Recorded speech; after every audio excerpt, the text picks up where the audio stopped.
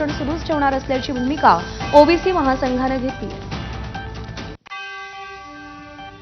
OBC मंत्री अतुल सावेही आज नागपूरला जाऊन ओबीसी आंदोलकांची भेट घेणार आहेत. मराठा आंदोलनानंतर ओबीसी समाजाकडून नागपूरमध्ये सुरू असलेलं साखळी उपोषण कायम आहे. त्यांनी आपल्या काही मागण्या सरकारसमोर ठेवल्यात. त्यांची समजूत काढण्याची जबाबदारी अतुल सावेंवर सोपवण्यात आली आहे.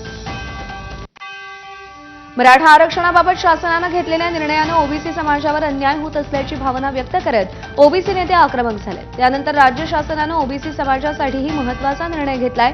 ओबीसी समाजासाठी स्वतंत्र मंत्रिमंडळाची उपसमिती गठीत करण्यात आली आहे. समितीच्या अध्यक्षपदी चंद्रशेखर बावनकुळे असल्याची माहिती आहे. तर मंत्री छगन भुजबळ, गणेश नाईक, गुलाबराव पाटील आणि पंकजा मुंडेंचा समितीत समावेश करण्यात आलाय.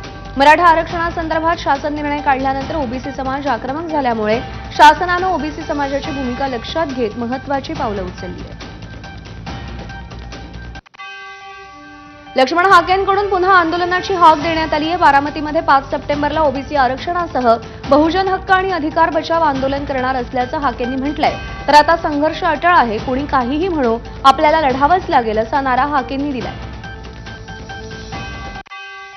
ओबीसी आरक्षणाची झोपडी उद्ध्वस्त करणाऱ्या या सरकारला आपला आवाज त्याच्यापर्यंत पोहोचवण्यासाठी बारामतीला आपण ज्या बारामतीमधून हे बेकायदा आंदोलन चालवलं गेलं, ज्या बारामतीमधून मनोज जरांगेंना रसद पुरवली गेली, त्याच बारामतीकरांच्या बारामतीमध्ये उद्याच्या 5 तारखेला आपल्याला सकाळी 10 वाजता मोर्चा काढायचा आहे.